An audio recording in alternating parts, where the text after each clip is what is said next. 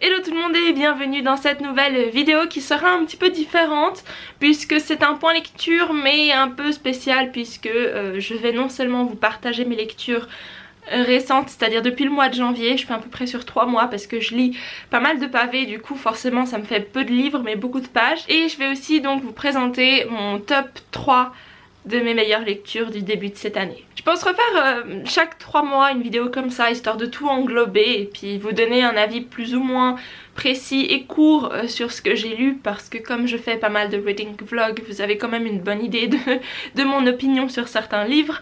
Donc on va commencer sans plus attendre avec le top 3 ou les livres en général. Ce que je propose, c'est qu'on commence avec les livres en général et on finira avec le top 3. Comme ça fera une petite escalade vers la fin, une espèce de climax avec mes meilleures lectures. J'ai ma petite liste juste ici et on va commencer avec le bas du classement. Oui, il y a une sorte de classement, mais pour être honnête, j'ai pas vraiment établi un ordre de préférence, c'est juste un peu au feeling, qu'est-ce que j'estime est au plus bas et comparé à ce qui est au-dessus de tout, mais bon, on en reparlera plus tard. Récemment, j'ai lu un livre de fantasy française, je l'ai dit à personne parce que voilà, mais j'ai lu La Traque, qui est le tome 1 du Puits des Mémoires, ou Le Puits des Mémoires, par Gabriel Katz. Je l'ai écouté en livre audio et comment vous dire, je lui ai mis 2 étoiles parce que j'ai bien aimé, pour être honnête. J'ai été assez surprise d'avoir un univers aussi complexe mais quand même bien établi. Et le seul problème selon moi, ça a été vraiment les personnages. Je m'y suis pas du tout attachée, ce qui est un peu normal puisque c'est des personnages qui commencent leur aventure sans aucune mémoire de leur vie passée, donc on n'a vraiment aucun ancrage à part ces hommes qui se réveillent et qui savent pas trop qui ils sont, donc forcément on n'a pas des vraies personnalités auxquelles s'attacher. Donc c'est ça qui m'a un petit peu mise sur la retenue. Mais en ce qui concerne vraiment l'histoire, l'univers et tout ça, c'était plutôt pas mal. C'est quand même un univers complexe, pas énormément, mais qui a quand même des enjeux, qui a aussi des développements, qui a des personnages qui font une quête plus ou moins intéressante, une quête de la recherche de leur identité, qui ils sont, qu'est-ce qu'ils ont fait, pourquoi est-ce qu'ils sont recherchés, puisqu'au début de l'histoire ils sont recherchés pour une raison qu'ils ignorent, forcément ils ont perdu la mémoire. Donc on a vraiment cette recherche d'identité, et en même temps comme ils ont aucune mémoire, on découvre en même temps que ces villes qui les entourent, qui vont parcourir, ces différents royaumes et conflits, donc c'est plutôt intéressant. Mais je pense pas vraiment lire la suite, pas tout de suite en tout cas, ça m'a pas plus entraîné que ça non plus, donc à voir. Ensuite, le premier livre que j'ai lu cette année et qui était plutôt pas mal, mais de nouveau rien d'exceptionnel, c'est Northanger Abbey par Jane Austen. Et celui-ci je l'ai lu pour les cours. D'ailleurs il y a plein d'autres choses que j'ai lu pour les cours. J'ai notamment lu beaucoup de nouvelles, mais que je ne vais pas compter ici parce que j'ai pas vraiment envie de parler de nouvelles. Elles sont très bien, hein, c'est pas le problème, c'est juste que c'est difficile de parler d'une nouvelle étant donné que c'est une histoire très très courte et que voilà, c'est pour les cours. J'ai pas trop envie de me replonger là-dedans pour le moment, donc je vais me concentrer sur des livres que j'ai lus et appréciés. Donc celui-ci, bien qu'il ait été pour les cours, je l'ai beaucoup aimé. C'est pas mon Jane Austen préféré je pense, j'ai clairement préféré Orgueil et Préjugés et aussi Raison et Sentiment, voilà. Et celui-ci il était pas mal, c'est une parodie de roman gothique. On aurait cru que j'allais beaucoup aimer parce que c'est plus ou moins du gothique, mais non. J'ai pas trop aimé la protagoniste. La relation entre la protagoniste et son love interest, son monsieur Darcy à elle, n'était pas... Ouais, j'étais un peu perplexe. Mais j'ai quand même bien aimé, c'était ok.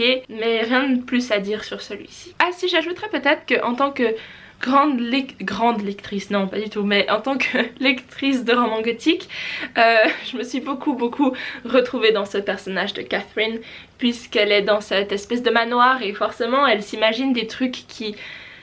Voilà, elle s'imagine des portes secrètes, des passages secrets, des femmes, des épouses cachées dans le grenier ou dans la cave et tout, et moi c'est un truc que typiquement je ferais si je me retrouvais dans un manoir.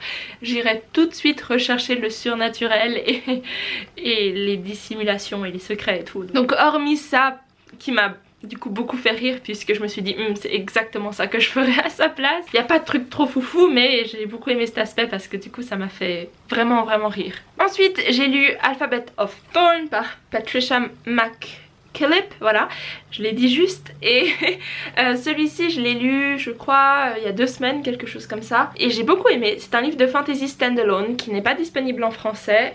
Tous les autres que j'ai présentés avant, oui, c'est normal, il y en avait un qui était de la VF pour une fois. Et en ce qui concerne ce livre-ci, eh bien je l'ai beaucoup aimé parce qu'il a un aspect très lyrique et poétique. C'est de la fantasy mais vraiment un peu qui va limite vers l'absurde, je dirais. C'est une plume très fleurie et j'ai beaucoup aimé aussi l'univers tout simplement, puisqu'on a une espèce d'école de sorciers qui flotte au-dessus d'une forêt, on a un royaume, on a une princesse qui vient de reprendre le trône, on a une bibliothécaire qui voit presque jamais la lumière du jour tellement elle est prise par ses études et elle retranscrit en fait des alphabets hyper bizarres qui sont un peu codés, ouais, limite codés, et qu'elle doit déchiffrer. Et on a aussi un sorcier qui est justement en train de faire son apprentissage, et tous les 3 voire 4, parce qu'il y a encore d'autres personnages hein, qui sont un peu secondaires mais qui entrent dans cette quête, ils doivent essayer de comprendre ce qui se passe, pourquoi est-ce que ce livre qu'ils ont retrouvé récemment contient apparemment un espèce de message caché, et comment est-ce que cela peut affecter le royaume. Et j'ai vraiment beaucoup aimé. Je lui ai mis, je sais plus, je crois la note de 3,5 sur 5. Après c'est rien d'exceptionnel non plus, c'est juste que c'est une bonne aventure, juste pour avoir quelque chose entre deux sagas épiques de fantasy, puisque là c'est vraiment plus calme, c'est plus relax, et puis on a vraiment l'impression de flotter justement dans cette espèce d'école de sorciers au-dessus d'une forêt. On est tout léger, mais en même temps il y a quand même pas mal d'enjeux. Il y a de l'histoire qui se passe avant ce récit là, qui vient affecter en fait notre temps présent et nos personnages. Et ouais, c'était vraiment sympa, franchement je recommande. Et je pense essayer de lire d'autres livres de cet auteur parce qu'elle a écrit plein de livres de fantasy standalone, donc clairement je vais aller en chercher d'autres. Ensuite, à la première position de ce classement, qui n'est pas vraiment un classement puisque ce n'est pas encore mon top 3, mais disons que juste avant mon top 3, du coup il sera à la 4ème position, oui c'est très logique, je vais y arriver. J'y ai mis Starsight par Brandon Sanderson, qui est le 2e tome de Skyward. Spoiler, Skyward sera dans le top 3, voilà c'est dit. Mais j'ai mis ce 2e tome à la 4ème place parce que franchement je l'ai beaucoup aimé, mais comparé au premier tome je l'ai moins aimé. C'était très différent, mais ça m'a quand même plu. J'ai trouvé ça super haletant comme le premier tome, qui était vraiment prenant et captivant, et j'ai adoré retrouver cet univers pour plus d'aventures et plus de découvertes, puisqu'on apprend pas mal de choses sur l'univers de Skyward dans ce 2e tome, et je pense qu'on en apprendra encore plus dans le 3e. Mais voilà, j'ai juste un petit peu moins aimé, c'est une question de goût vraiment je pense. Mais en ce qui concerne les points forts de ce livre, de ces livres, eh bien ils se retrouvent dans les 2 tomes, c'est-à-dire vraiment l'écriture de Brandon Sanderson, les personnages, le rythme et tout ça, ça c'est resté nickel. C'est juste, voilà, un petit peu l'univers qui a un petit peu changé, mais enfin bref, j'en reparlerai. Ensuite à la 3ème place, et du coup on commence ce classement top 3 de mes meilleures lectures de ce début d'année. Est-ce que j'ai dit début du mois avant? Je sais plus, bref, début d'année, hein, puisqu'on est au mois d'avril, je vais faire ça à peu près chaque 3 mois, hein, histoire d'avoir ce genre de vidéo qui revient quand même assez souvent. Enfin bref, à la 3ème place de mon classement, j'y ai mis Cosmos par Carl Sagan, puisque ce livre m'a vraiment offert une nouvelle perspective sur notre monde, et j'étais fascinée pendant des mois et des mois par l'espace tout simplement. Et ça c'est arrivé après que j'ai lu Skyward. D'ailleurs je le compte pas vraiment comme lecture, mais j'ai lu tout le magazine Atlas of Space de National Geographic suite justement à la lecture de Skyward, parce que j'avais envie d'en apprendre plus, et c'est aussi pour ça que je me suis lancée dans la lecture de Cosmos. Et Cosmos, ça m'a vraiment introduit à la lecture de non-fiction, et j'ai adoré ça, j'ai été fascinée, et le seul regret que j'ai c'est de ne pas l'avoir en livre physique, mais je vais me l'acheter dès que je peux, puisque j'aurais tellement mais tellement voulu annoter ce livre, mais de toutes les pages j'aurais un post-it parce que c'est juste trop fascinant. Et j'ai adoré parce que c'est bien expliqué, c'est simple et précis, c'est clair que parfois on a un peu de peine à s'imaginer ce qu'il est en train de dire. C'est normal parce que l'espace c'est quand même quelque chose d'assez obscur, même si on sait pas mal de choses. On a découvert ne serait-ce qu'un grain de sable parmi la plage entière qui est l'univers, mais c'était juste fascinant et j'ai envie d'en apprendre plus. Je vais lire d'autres Carl Sagan, ça c'est sûr. Je pense continuer avec soit Contact ou Pale Blue Dot, je crois. Non, c'est pas vrai, j'ai commencé l'autre jour. Ah, A Demon Haunted World, je crois. Ça c'est plus sur comment la science a affecté notre vie et comment ça a éclairé notre façon de voir les choses, parce qu'avant ça dépendait beaucoup de la religion et comment la science a amené quelque chose de nouveau. Donc j'ai commencé celui-ci, c'est vrai, j'avais complètement oublié. Je vais le reprendre, mais tous les livres de Carl Sagan m'intéressent énormément parce qu'il a vraiment quelque chose, ce gars. Et ouais, je suis juste fascinée par ce qu'il écrit, comment il explique les choses avec beaucoup de métaphores et de façon très précise aussi. Moi j'ai aucun background en astrophysique ou quoi que ce soit, mais j'ai eu aucun problème à comprendre ces concepts et je recommande vraiment, si vous êtes passionné ou juste intrigué par l'espace en général, allez voir ça parce que ça apporte vraiment beaucoup d'informations et de façon très claire. Ensuite à la deuxième position on retrouve Skyward par Brandon Sanderson, donc qui est le premier tome de Starsight, et ce premier tome m'avait absolument conquise de la première page à la toute dernière. Je faisais une lecture commune avec d'autres filles sur Instagram pour Skyward et lire tant de chapitres par jour c'était terrible parce que je voulais vraiment savoir la suite. C'était tellement captivant et ça me tenait au bout de mon siège à chaque fois parce que y a tellement de choses qui se passent et en même temps on a des personnages super développés qui ont vraiment un caractère qui évolue aussi autour de l'histoire et qui sont très attachants, et aussi l'univers est super bien construit parce que bien que ce soit dans l'espace c'est vraiment bien amené, on a beaucoup d'explications sur comment ils vivent et tout ça, mais on n'a pas, alors dans le premier tome justement on n'a pas énormément d'infos sur comment est-ce qu'ils en sont arrivés là. Quelle est cette menace? Ça arrive plus tard dans le deuxième tome, mais c'était une superbe introduction surtout aux personnages qui vont être développés hein, dans les prochains tomes. Je sais pas, je crois qu'il y aura 4 tomes si je dis pas de bêtises. Et là on en est au 2, le 3 sortira probablement en 2021 j'imagine, je sais pas, ils ont encore rien dit, hein, je fais que spéculer, mais vraiment c'était superbe. Tout ce que je peux vous dire c'est que si vous aimez ou pas la science-fiction, vous n'êtes pas obligé d'être un grand fan ou un grand lecteur, ça peut tout à fait servir d'introduction à la science-fiction. Par contre il n'est pas traduit en français, pas encore, j'espère qu'ils vont le faire. Pour ce qui est de son niveau d'anglais, c'est plus ou moins abordable je pense. Si vous avez un bon niveau, B2 je pense, ça pourrait le faire et je vous le recommande clairement, que ce soit votre premier roman de science-fiction ou votre je sais pas combien de tiers, ça vaut carrément le coup. Bon, passons aux choses sérieuses.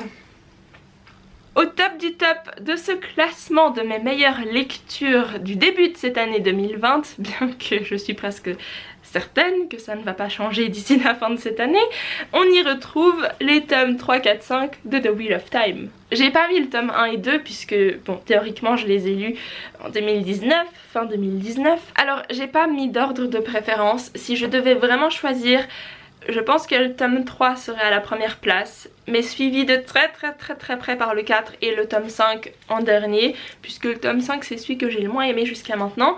Mais voilà, donc je les ai mis tous ensemble parce que voilà, pour moi c'est The Wheel of Time. The Wheel of Time c'est génial. Non mais tout simplement en fait j'ai lu donc ces tomes là durant ce début d'année et ça n'a fait qu'approfondir mon amour pour The Wheel of Time. Ça devient vraiment meilleur au fil des tomes.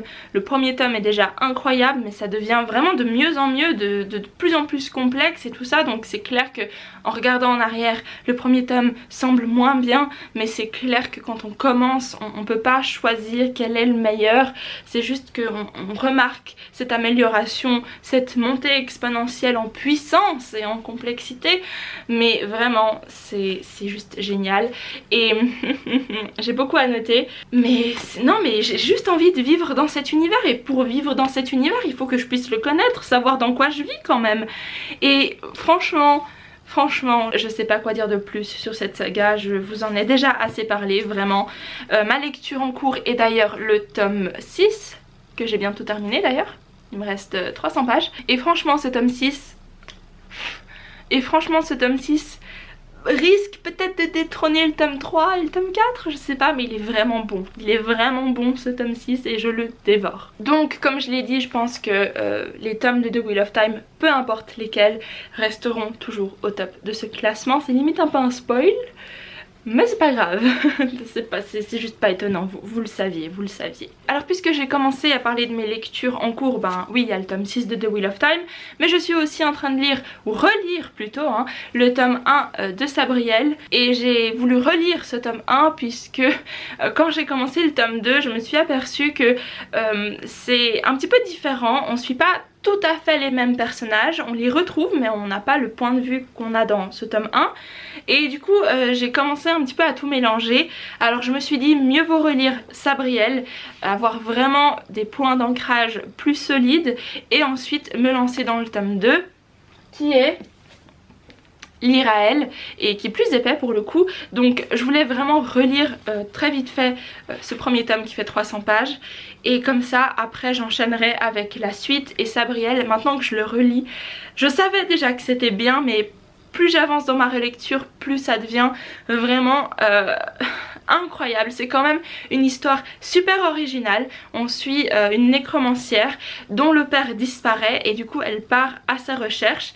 C'est des nécromanciers plus ou moins spéciaux puisque au lieu de relever les morts, ils font en sorte que les morts restent bien morts, puisqu'on a une sorte de source maléfique qui veut faire une armée de morts et c'est vraiment une conception de la nécromancie assez originale, très respectueuse. On a aussi une autre sorte de magie qui est la Free Magic, enfin on a deux sortes de magie, on a le Free Magic et le Charter Magic et c'est vraiment très intéressant. C'est une histoire de dessiner des symboles et tout ça, donc vraiment vous verrez pas que la couverture mais il y a des petits symboles ici qui reflètent l'intérieur de l'histoire puisque c'est ces symboles là qui sont plus généralement utilisés pour faire de la magie.